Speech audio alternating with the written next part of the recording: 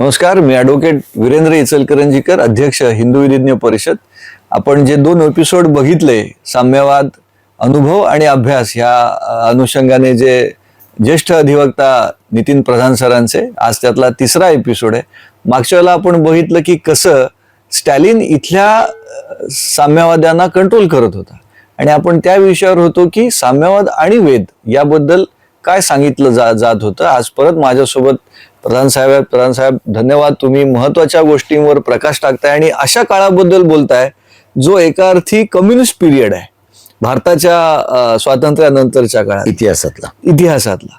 तर आपण मागच्या वेळेला मी तुम्हाला थोडं थांबवलेलं खरं तर, की तुम्ही तिथे होता पटण्याच्या कार्यक्रमामध्ये. त्यांनी जो प्रबंध लिहिला आणि प्रबंध वाचला आय एम सॉरी, तर ते तुम्ही सांगत होतात. आपण तिथून परत पुढे सुरू करू. येस. या प्रबंधामध्ये मी तो प्रबंध वाचल्यानंतर त्यांनी तुम्ही सांगितलं मार्क्सवाद आणि वैदिक पूर्वपीठिका असं त्यांचं तो निबंधाचं नाव आहे. ते पुस्तकात प्रसिद्ध आहे.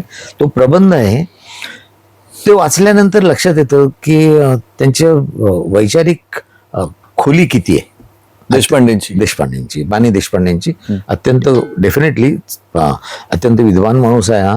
त्यांनी त्यांची बॅकग्राऊंड सुद्धा घरातली त्यांचे हे विद्वान लोक सगळे. देशपांडे आणि रोजा देशपांडे त्यांना भेटल्या. मला असं वाटतं की हे माझा हंच आहे, मला काय माहिती नाही त्याबद्दल, मी वाचलेलं नाही. पण डांगेंनी, कॉम्रेड डांगे, श्रीपाद अमृत डांगे, त्यांनी मुलीचं नाव रोजा ठेवलं. ते रोजा लक्झमबर्गवरनं ठेवलं असा माझा अंदाज आहे. आता त्यांच्या जवळपास आता प्रॉब्ली दोघंही नाहीये आणि बानी देशपांडे पण नाहीये.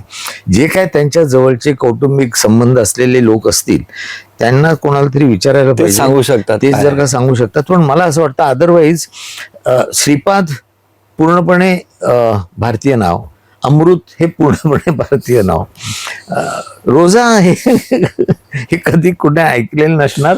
आणि युजली ही कॅथलिक आमचे आपले बंधू आहेत, बंधू भगिनी, त्यांच्यामध्ये हे येतं. पण कदाचित असं झालं का की त्या रोजापासून नंतर हमीद आला आणि कुठे सलीम आला? नाही, मला नाही वाटत. हमीद दलवाई हे दाभोळकर नाही, त्यांनी ते हमीद दलवाईवरनं घेतलं. हो, कारण ते स्वतः हे होते, तेच दाभोळकर जसं आलं तसं ते त्यांनी तो त्यांचा तो मला असं तो ऑल्टर इगो असाही शक्यता असतं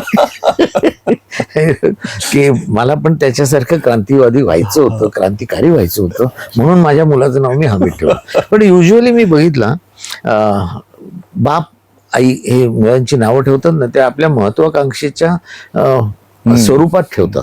वीरेंद्र हा एक माझा वीर मुलगा व्हावा आणि तो शूर व्हावा अशी त्याची बहुतेक त्यांची मनस्थिती असावी.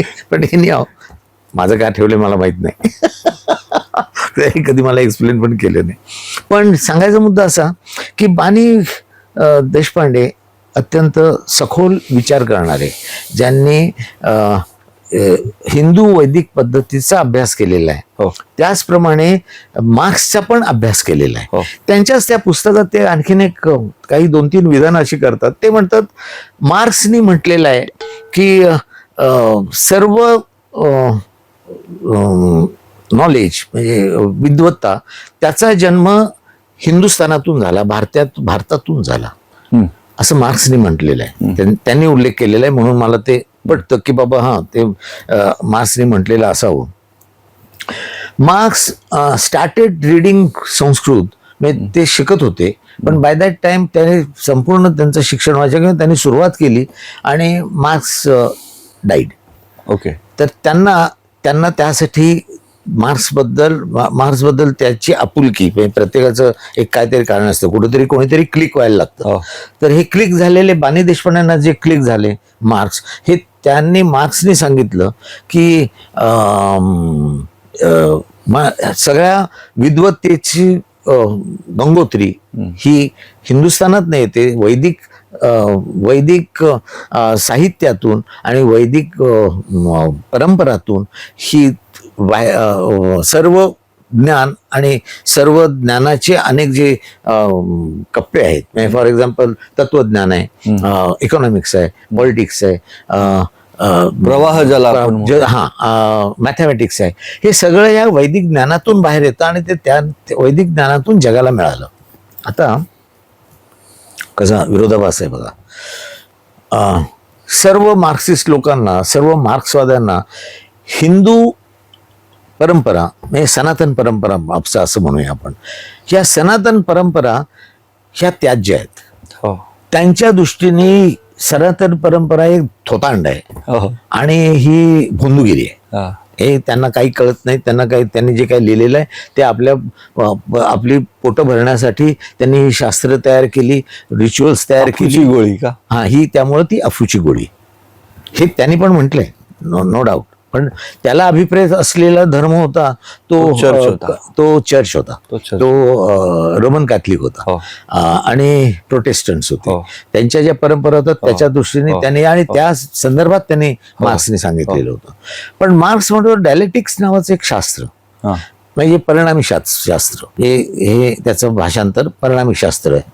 पण ह्या डायलेक्टिक्समध्ये म्हणजे ह्या शास्त्राची हेगेलने सांगितलं की हे शास्त्र मी डेव्हलप केलं आणि सगळ्यांनी म्हटलं बघितलं ह्या शास्त्राचा शोध हा हेगेलने लावला. पाणींचं म्हणणं असं हे खोटं आहे आणि हेगेलने वगैरे काय लावलेलं नाही. ते शास्त्राचा उपयोग मार्क्सने स्वतः करून घेतला आणि मार्क्सचं म्हणणं असं की हे मला अत्यंत उपयोगी पडले आणि त्या शास्त्राचा मी उपयोग करून घेतो माझं तत्वज्ञान मांडण्यासाठी आणि माझं दास कॅपिटल लिहिण्यासाठी. आता प्रॉब्लेम असा की जर का ज्ञानाचा स्रोत हा वैदिक परंपरेतनं हिंदुस्थानातून निघाला असेल, भारतातून निघाला असेल, तर मग आमच्या मार्क्सवाद्यांचा काय प्रॉब्लेम? काहीतरी मोठा प्रॉब्लेम.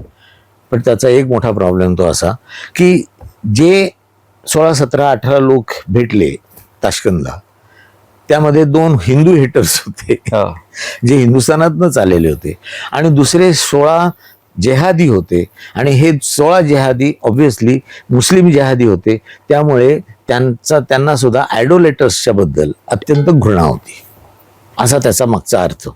त्याच्यावर एक एम.एन. रॉयने एक पुस्तक लिहिलेलं आहे, इस्लामचा हिंदुस्थानाच्या म्हणजे इस्लाम आला त्याचा हिंदुस्थानाच्या संस्कृतीवर झालेला परिणाम. बरं. असं पुस्तक लिहिलं. खरं तो मोठ्या प्रमाणातला प्रबंध आहे. ते पुस्तक म्हणजे थोडी छोटी पुस्तिका आहे, पण त्यांनी एवढे ग्लोरिफाय केले. मी जेव्हा ते पहिल्यांदा वाचलं पुस्तक, मला आमचे एम.ए. राणे हे सिनियर ॲडव्होकेट, त्यांचं माझ्यावर प्रेम होतं. ते मला पुस्तकं द्यायचे. जे शांताराम गरुडांनी केलं ते मी 14-15 वर्षाचा असताना मी नुकताच कॉलेजमध्ये आलेलो होतो. तेच मी नुकताच हायकोर्टमध्ये एंट्री केल्यानंतर एम.ए. राणेंनी केलं. विद्वान माणूस, त्यांची डेप्थ, त्यांच्या ज्ञानाची no doubt about it.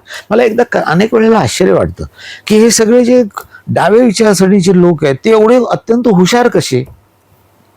Film industry, Gulzar, Bimal Roy, Rishikesh Mukherjee, Kaifi Azmi, Javed Akhtar, Mrinal Sen बंगालमधले, हे केवढी त्यांची डेप्थ किती, त्या कलाकाराच्या क्षेत्रामध्ये ते केवढे मोठे झालेले. आमचे विजय तेंडुलकर, मी त्यांना बाबा म्हणायचो. त्यांची मुलगी माझी, she was my very close friend. तर विजय तेंडुलकर अत्यंत, त्यांचं तुम्ही हे वाचा, सखाराम बाइंडर नाटक आहे आणि दुसरं त्यांचं नाटक घाशीराम कोतवाल. अरे काय प्रचंड बुद्धिमत्तेचं ते लिखाण आहे. आणि अशी म्हणते आता आमचे एम.ए. राणे, मी तुम्हाला मगाशी नावं सांगितलीच, यशवंतराव चव्हाण, दोभाऊ कर्णिक, सगळे रॉइस्ट, एम.ए. राणे, C.R. दळवी, आपले जस्टिस जागीरदार, ह्या सगळ्या लोकांचे प्रचंड हे असलेले, म्हणजे काय म्हणतो आपण त्यांना ज्ञानाची खोली असलेले लोक, म्हणजे त्यांना डेप्थ आहे. असे म्हणजे वरवरचं ज्ञान नाही, त्यांनी सगळं वाचून अनुभव घेऊन मग शहाणे झालेले लोक असं आपण त्यांना म्हणू. आपण हे सगळे मार्क्सवादी का असतात आय डोंट नो. नाही, मग त्याची दोन उत्तर आहेत. म्हणजे मी परत थोडं जरा मागे जाऊ पण शुअर इच्छितो. Sure sure sure. आणि आपली ही चर्चाच चालू आहे. Yes. मला असं वाटतं की आपण काही नाटक काही लिहित नाही आहोत. नाही, पण मला तो उत्सुकतेचा भाग आहे, म्हणून मी परत नेऊ इच्छितो. आणि कदाचित तेही ते उत्तर आहे का हा परत प्रश्न आहे की मग बानी देशपांडेंनी जे साम्य दाखवणारं लिहिलं, म्हणजे तो मुद्दा खरा, I want to take you back to that. Sure. आणि मग जर तिथेच मुळं होती म्हणून हे सगळे तिथेच जातात का, हा मला पडलेला प्रश्न. उत्तर मला माहित नाही, कारण तो काळ मी बघितलेला नाही. तर मी परत तुम्हाला विचारतो, आपण बानींकडे जाऊ. आता पुढचा भाग सांगतो. हा, 1981 मध्ये मग त्यांनी काय साम्य लिहिली, त्यांनी जो प्रबंध वाचला साम्यवाद, आणि किंवा त्यांनी सांगितलं की मार्क्स हे असं म्हणतो, जी गोष्ट खरी शॉकिंग आहे. आणि जागतिक स्तरावरती बघितलं तर USSR, तेव्हाचं रशिया, म्हणजे उद्या चंद्रावर आणि मंगळावरती देश आले की त्याचंही रेग्युलेशन ते मॉस्कोतून करणार, इथपर्यंत त्यांचं सगळं सुरू होतं. अगदी तर त्यांच्या मुळाला धक्का बसणारी गोष्ट आहे की हे हिंदुस्थानातून आलेलं ज्ञान आहे म्हटलं तर. हो. So what happen to that. नाही, आता कसं झालं असं सांगतो. किंवा पॅरलल्स काय होते, दोन प्रश्न. आता मार्क्स त्या दृष्टीने त्यांनी संस्कृत संपूर्णपणे वाचण्याच्या पर्यंत शिकण्यापर्यंत तो पोचलाच ते पोचलेच नाहीत. त्यामुळे त्याचा परिणाम असा की तो जो भाग होता मार्क्सिस्ट, त्यामुळे त्याच्यामध्ये काहीतरी नवीन इंट्रोड्यूस झालं असतं, किंवा दास कॅपिटलची आणखीन एक पुढच्या आवृत्तीमध्ये त्याचा काही उल्लेख झाला असता. असं काही झालं नाही. पण मार्क्स आणि एंजल्सच्या काही पुस्तकांच्या मध्ये ह्याचा उल्लेख आहे की सगळ्या ज्ञानाचा स्रोत हा भारतीय वैदिक परंपरेतनं आलेला आहे. हे त्याचा उल्लेख पण केलेला आहे बानींनी. 1981 मध्ये त्यांचं बानींचं आणखीन एक दुसरा एक त्यांनी सांगितलं की हा त्यांनी जे लिहिलेलं आहे पूर्वपीठिका, हे पुस्तक, ते निबंध जो लिहिलेला आहे तो he is inspired after having talks with Shripad Amrut Dange. बरं. हा, म्हणजे त्यांच्या सासऱ्यांच्या बरोबर त्यांची जी काही चर्चा झाली. डांगे सुद्धा अत्यंत मोठा तत्वज्ञ माणूस होता, म्हणजे साधेसुधे नव्हते ते. म्हणजे मला त्यांना बिलिटल करायचं नाहीये कुठच्याही परिस्थितीत. मला फक्त त्यातले कॉन्ट्रडिक्शन्स दाखवायचे की हे असं का होतं. म्हणजे त्यांना सुद्धा, म्हणजे त्यांनी तो जो प्रबंध लिहिला त्यामध्ये त्यांचं कॉन्ट्रीब्युशन, डांगेंचं सुद्धा कॉन्ट्रीब्युशन होतं. आणि ते इनडायरेक्टली मान्य करतात की मला हे जे मी शिकलो किंवा मी जे काय मला जी काय दिशा मिळाली, ही दिशा मला डांगेंच्या बरोबरच्या चर्चेतून मिळाली. आता काय आहे, हे कुठेतरी डांगेंनी कॉम्रेड डांगेंनी त्यांच्या मार्क्सवादी त्यांच्या बैठकीमध्ये ह्याच्यामध्ये कुठेतरी काहीतरी ते बोललेले असावेत. 1981 मध्ये त्यांना काढून टाकण्यात आलं पक्षातून. कोणाला? डांगे डांगे चेअरमन होते, जे जनरल सेक्रेटरी होते. जवळजवळ 30 वर्ष ते जनरल सेक्रेटरी होते. त्यांना 1981 साली त्यांची हकालपट्टी, वन फाईन मॉर्निंग त्यांची हकालपट्टी करण्यात आली.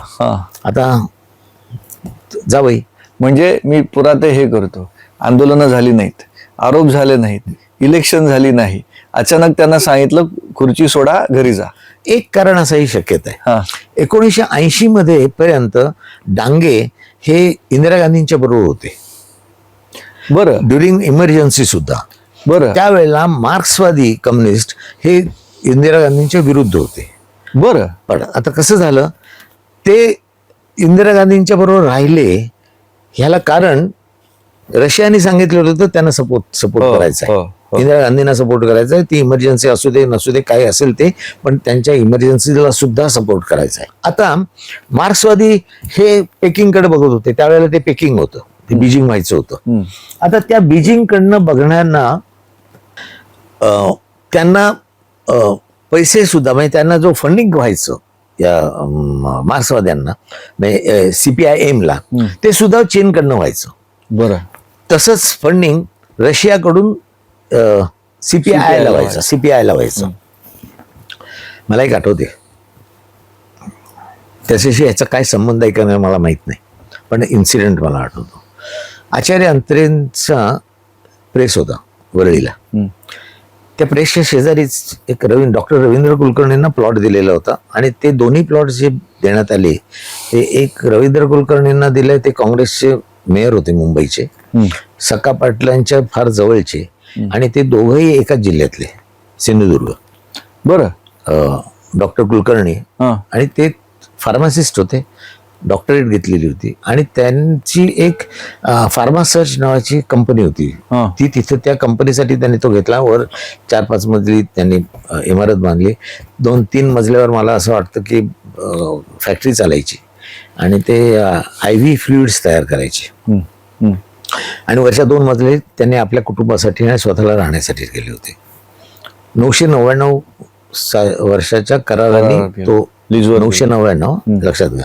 That was challenge in the high court. हायकोर्टाने रिजेक्ट केलं. ते म्हणाले BMCला त्याचा अधिकार आहे. त्याच्या शेजारचा प्लॉट हा अत्रेंच्या प्रेससाठी दिला होता, आचार्य अत्रेंच्या. आचार्य अत्रे असायचे, त्यांच्याकडे वरचेवर बैठकी व्हायच्या, आणि आचार्य अत्रे सुद्धा तसे डाव्या विचारसरणीचे, डाव्या, आणि संयुक्त महाराष्ट्राची चळवळीच्या वेळेला तर ते संपूर्णपणेच डावे होते. बरं. त्यांचं लिखाण सुद्धा डाव्याला झुकेल असं होतं. ते अमेरिकेच्या बाजूने कधी त्यांनी लिहिलं नाही, ब्रिटिशांच्या बाजूने लिहिलं नाही. जे त्यांनी एक अग्रलेख लिहिला होता आचार्य देवांच्याबद्दल. आचार्य देव गेले, ही वॉज, ते समाजवादी. आचार्य अत्रे आचार्य देव गेल्यानंतर त्याने अग्रलेख लिहिला होता. हेडिंग असं होतं, शंकर देवा सोडून देवा नरेंद्र देवा का नेले. अत्रे. शंकर देवा सोडून देवा नरेंद्र देवा का दिले. आचार्य पण हा सगळ्यांना त्याचं कॉन्टेक्स्ट कळावं म्हणून ते थोडं. आचार्य अत्रे हे स्वतः समाजवादाच्या जवळचे. शंकरदेव कोण? शंकरदेव हे महाराष्ट्रातले पुण्याचे एक पुढारी, त्यांना न घेऊन जाता यांना का घेऊन गेला तुम्ही? आचार्य नरेंद्र देवांना का घेऊन गेलात? आचार्य नरेंद्र देव हे समाजवादी, तर त्यांना तुम्ही का घेऊन गेलात? तुम्ही शंकर देवाला घेऊन जायचं होतं. शंकर देवा सोडून देवा नरेंद्र देवा का गेले. आता आचार्य अत्रेंनी त्यांचं एक हे लिहिलं, मृत्यूपत्र लिहिलं, आणि त्या मृत्यूपत्रात मी कोणावरही काही आरोप करत नाही, त्यांनी ही सगळी इस्टेट, त्यांचा जो प्रेस होता, प्रेस त्यावेळेला सुद्धा मोठी जागा आहे ती, जवळजवळ 1.5-पाऊण एकराची जागा आहे ती, आणि वरळीसारख्या मोक्याच्या ठिकाणी त्यावेळेला सुद्धा शहर होतं तिथे आजूबाजूला. तर त्यांनी ती सगळी त्यांच्या ह्याच्याप्रमाणे एक्झिक्युटिव्ह म्हणून रावसाहेब कळके, कॉम्रेड, कम्युनिस्ट पार्टीचे एक कार्यकर्ते, ते ही वॉज नेते होते, कार्यकर्ते पण नाही, नेते होते, आणि अमृत आपले डांगेंचे, कॉम्रेड डांगेंचे फार जवळचा माणूस, अत्यंत जवळचा माणूस.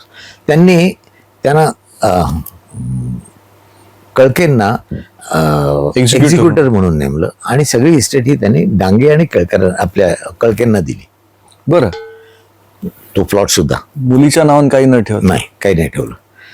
अल्टिमेटली मॅटर मुंबईचा तो जो कायदा आहे सक्सेशन ऍक्ट, त्याप्रमाणे हायकोर्टात गेलं. हायकोर्टाने सांगितलं nothing doing. It was challenge, this will was challenge by Shirish Pai and त्यांचे बाकीचे कुटुंब. स्वतः एक लेखिका होत्या, त्या स्वतः अत्यंत प्रतिथीय लेखिका होत्या. वडिलांचे काही गुण येणारच ना, ते स्वतः एवढा मोठा प्रचंड माणूस. ते जेव्हा अत्रे गेले त्यावेळेला विजय तेंडुलकरांनी अत्रेंच्या पासून इंटर्नशिप चालू केली होती. तर त्यांनी माणूस मध्ये त्यात एक लेख लिहिला प्रचंड नावाचा.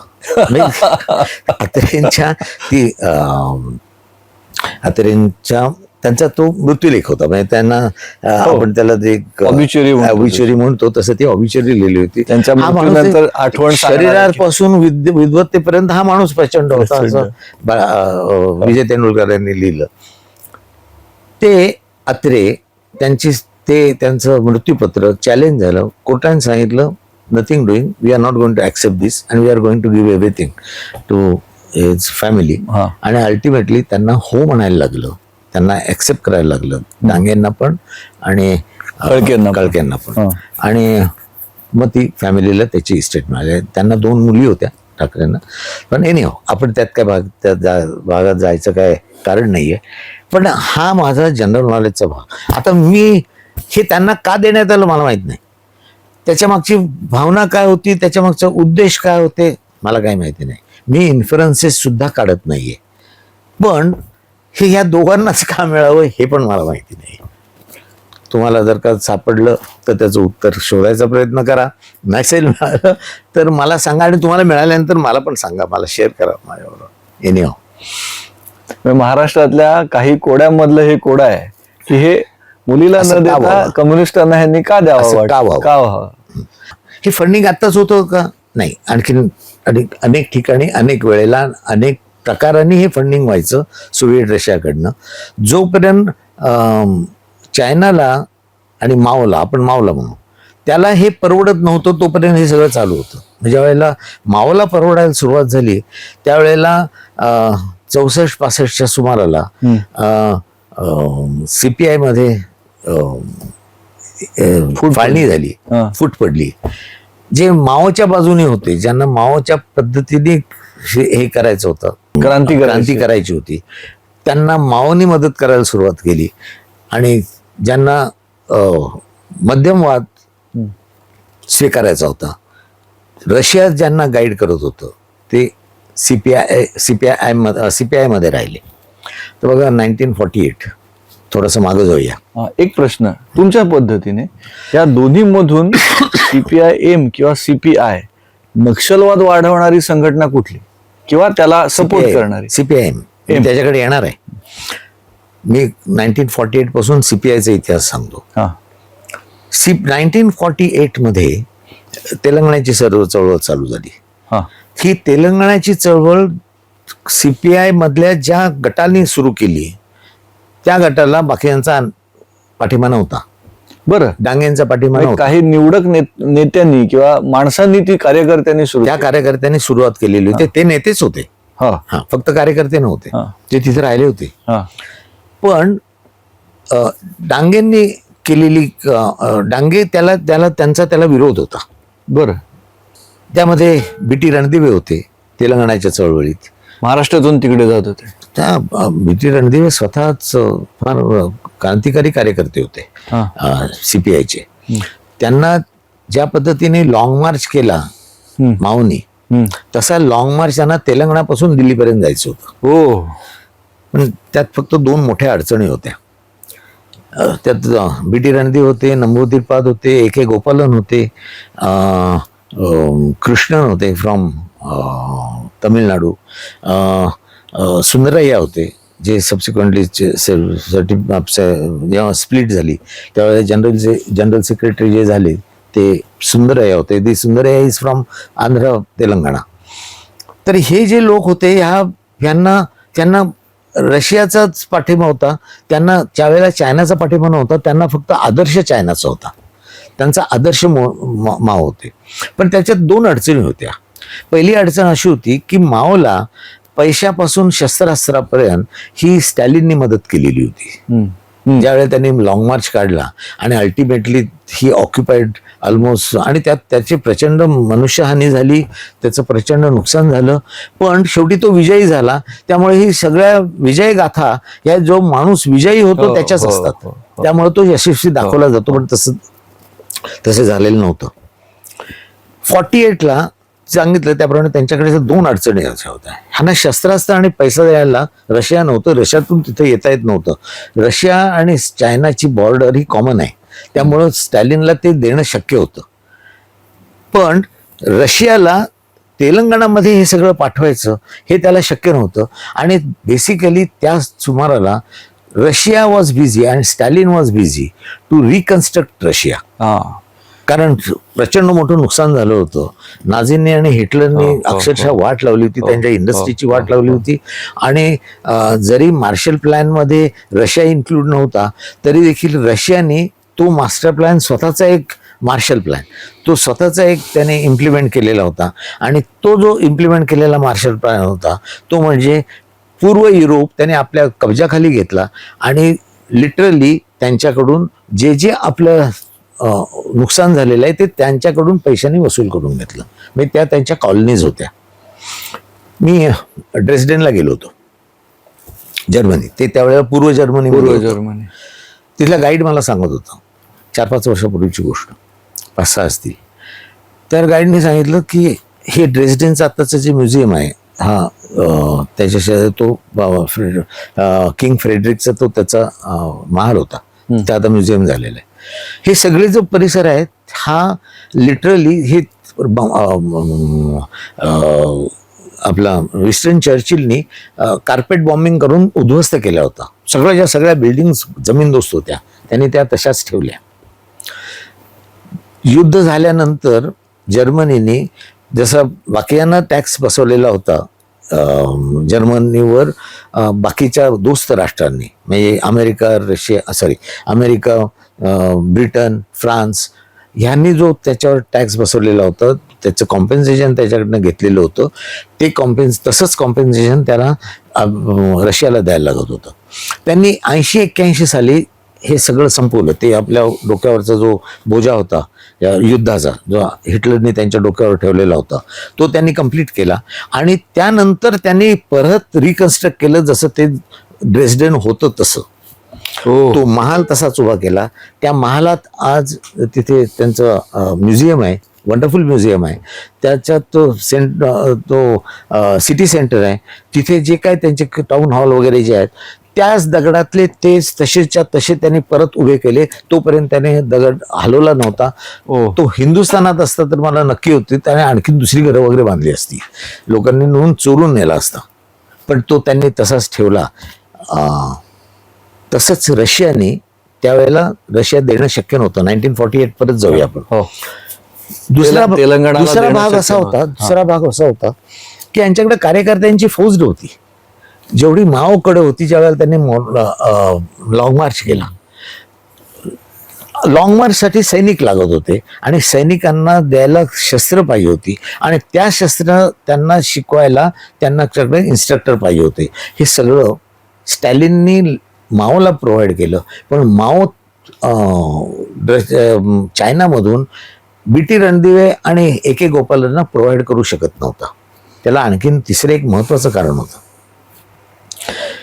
भारतीय कम्युनिस्ट पार्टी ही हिंदुस्थानात जन्माला नाही आली, म्हणजे जशी रशियात जन्माला आली. रशियन प्रॉब्लेम्स घेऊन लोकांमधून तयार झालेली ती पॉलिटिकल पार्टी थोपवलेली होती. ही अक्षरशः थोपवली होती. ताशकनूर आणि स्टॅलिनने सांगितलं तुम्ही जा इथं सुरू करा. 6 महिन्यांनी सांगितलं आता परत जा आणि तिथं चालू करा. Same is the case with China आणि same is the case with Vietnam. या होची मिन ही त्याची पार्टी ही तिथं तयार झालेली पार्टी होती. जरी तो मोस्ट ऑफ द टाइम होची मिन रशियाला राहायचा. माओ त्यांनी तिथं तयार केली, पण तिथून तयार करून त्यांनी स्वतःच्या एक्सपिरियन्स प्रमाणे त्याला जे परसिव्ह झालं की ह्यात ही क्रांती होऊ शकते आणि ह्या परिस्थितीतच होऊ शकते, ही शेतकऱ्यांच्यातूनच व्हायला पाहिजे. चायनामध्ये जशी कामगारांच्या मधून रशियाला झाली तशी इथं करता येणार नाही, कारण आमच्याकडे इंडस्ट्रीजच नाहीये. आमच्याकडे तसा प्रकारच झाला नाही. आमच्याकडे झाली ती आमच्यावर थोपवण्यात आलेली आमच्या संस्कृतीशी, आमच्या समाज जीवनाशी आणि आमच्या गरजांशी काहीही संबंध नसलेली अशी ही पार्टी तयार झाली. आमच्यावर खांद्यावर टाकण्यात आली आणि सांगितलं आता हे तुम्ही ओझं व्हायचं आणि ह्या तुम्ही घेऊन जायचं. बीटी रणदिवेंना AK गोपालन, नंबूद्रीपाद आणि सुंदर यांना हे जमलं नाही. परिणाम ते दिल्लीला जायच्या आधीच काय ते तिथून तेलंगणातून निघायच्या आधीच ते नामशेष झाले. पण हा जो त्यांचा अनुभव होता, पण हे किती काळ सुरू होता आणि 6-7 महिने असेल. त्याचं स्वरूप काय होतं आणि कोणाच्या विरोधात होतं? नाही, एस्टॅब्लिशमेंटच्या विरोधात. त्यांना असं वाटत होतं ब्रिटिश गेलेले होते ना, म्हणजे स्वतंत्र भारत सरकार असताना येस भारत सरकारच्या विरोधात 47 साली त्यांना कसं लक्षात घ्या, 47 सालीला आपल्याला स्वातंत्र्य मिळालं. बरोबर. 48 पर्यंत ब्रिटिश ते सगळे गेलेले होते. 48 पर्यंत त्यांची सेना पण बाहेर पडलेली होती. गेटवे ऑफ इंडिया, मुंबईच्या गेटवे ऑफ इंडियातून त्यांचे सेनानी पण निघालेले होते. आपल्या सेनेकडे, हिंदुस्थानच्या सेनेकडे, म्हणजे भारतीय सेनेकडे त्यावेळेला त्याचं भारतीयांचं नेतृत्व आलेलं होतं. आता प्रॉब्लेम असा की त्यांना असं वाटत होतं की ही सगळी अस्थिर परिस्थिती आहे, ह्याचा आपण ताबडतोब फायदा घेऊया आणि आपण एक क्रांती करून आपण देऊया. कारण त्यावेळेला काँग्रेसच्याकडे काय सशस्त्र काडर नव्हतं. जे ह्याच्या निजामाकडं होतं ते काडर सरदार पटेलांनी त्याची वाट लावून टाकली होती आणि ते त्यांना लिक्विडेट केलेलं होतं. सगळ्या ज्या मध्ये ज्या राजवटी होत्या, म्हणजे जी संस्थानं होती, त्यांना लिक्विडेट केलेलं होतं. ह्यांची कल्पना अशी होती की आता इथून आपण जर निघालो तर आपल्याला विरोध कोणी करणार नाही. पण त्याचा भारत सरकार नाही, सरदार पटेल यांनी त्यांच्यावर ऍक्शन घेतली आणि त्याचा परिणाम की तो निजाम पण गेला, लिक्विडेट झाला आणि ही चळवळ पण, तेलंगणा चळवळ पण लिक्विडेट झाली. पण ही चळवळ म्हणायची का भारत सरकारविरुद्धचं बंड म्हणायचं? नाही, हे सरकारविरुद्धचं बंड नव्हतं. त्यांना स्वतःची हेगमनी एस्टॅब्लिश करायची होती. त्यांचा आदर्श होता तो माओ होता आणि त्या माओने जसं लॉंग मार्च केला तसा एक लॉंग मार्च आपण इथून घ्यायचं. त्यानं त्यांच्या कल्पना अशी की आपल्याकडे लोक एवढे प्रचंड येतील, कारण ते आदिवासी वगैरे असणार आपल्या बाजूने आणि ते तेलंगणातून निघालेले सगळी सेना ही दिल्लीपर्यंत बिनधास्त पोचू शकेल, कारण मध्ये आजूबाजूला मध्ये आपण ताब्यात घेऊ आणि दिल्ली ताब्यात घेतल्यानंतर अख्खा हिंदुस्थान आपल्या हातात मिळेल. मग तो लाल हिंदुस्थान करू. That's right. हे त्यांना जमलं नाही. याला जमलं नाही म्हणजे त्यांचं ते मिसकॅल्क्युलेशन होतं आणि ह्या मिसकॅल्क्युलेशनचा परिणाम असा झाला की हळूहळू ही त्या दोघांच्यातली दरी वाढत गेली. म्हणजे डांगे वर्धन एका साईडला, वर्धन त्यावेळेला ज्युनियर असावेत, खूपच ज्युनियर असावेत, आणि एके गोपालन, बीटी रणदिवे ही कंपनी एका बाजूला, आणि त्यांच्यातली ही दरी वाढत गेली. पुढे ज्या वेळेला 59 सालापासून चायनाने आक्रमक प्रवृत्ती हिंदुस्थानच्या विरुद्ध इम्प्लिमेंट करायला सुरुवात केली. त्यावेळेला मग थोडं प्रॉब्लेम झाला. रशियाने सांगितलं आणि त्यावेळेला रशिया आणि चायना दोघांची पण भांडणं चालू होती. कारण स्टॅलिन गेलेला होता, ख्रुश्चेव आलेला होता. ख्रुश्चेवने त्यांना जेवढी मदत केलेली होती स्टॅलिननी, तेवढी म्हणजे तंत्रज्ञानाच्या दृष्टीने त्याने सायंटिस्ट पुरवले होते, त्यांना ॲडवायझर्स पुरवलेले होते, मिलिटरी आणि त्यांचे कारखाने चालवण्यासाठी वगैरे जे काय मॅनेजमेंट वगैरे असेल ते रशियाने पुरवलं होतं. ख्रुश्चेव आल्यानंतर ख्रुश्चेवने त्या सगळ्यांना काढून घेतले आणि ते घेऊन गेले. म्हणजे संबंध बदलायला सुरुवात झालेली होती, बिघडायला सुरुवात झाली होती. पण ह्या संबंधांच्या इथे थांबू, वेळेची समस्या आहे. पण 2-3 महत्वाच्या गोष्टी आपण बघितल्या. त्यातली एक गोष्ट ही होती जी आपण मागच्या पहिल्या एपिसोडमध्ये बघितलेलं, की हे भारतासाठी निर्माण झालेलं मॉडेलच नव्हतं. जे प्रधान साहेब म्हणतात, मी त्यांच्या वेगळ्या शब्दात ते सांगतो. आणि पुन्हा भारत स्वतंत्र झाल्यावर स्वतंत्र भारत पुढे जावा याऐवजी याला लाल भारत करावा, ही स्वप्न इथल्या नेत्यांना पडत होती. हे गांभीर्य आपण लक्षात घ्यायला पाहिजे. कदाचित पुढच्या एपिसोडमध्ये आपण पुन्हा ह्याच्यावरती जाऊ आणि 48 ते 60 ते 80 आणि आता ह्यातला तो परस्पर संवाद किंवा त्याचा परिणाम नोकरशाही, न्यायपालिका आणि संसद ह्या सगळ्यांवर पण कसा होता यावर जाऊ. आज पुरते इथेच थांबू. धन्यवाद. प्रधान साहेब, तुम्ही आलात आणि इतक्या महत्वाच्या गोष्टी आमच्या समोर मांडल्यात. लेनिन सावरकर असोत किंवा एके राजगोपालांनी त्यांच्या डोक्यात काय होतं आणि साम्यवादी नेतृत्व फसली कशी आहेत हेही त्याच्यातून आपण बघितलं. पुन्हा एकदा धन्यवाद. परत भेटू पुढच्या एपिसोड.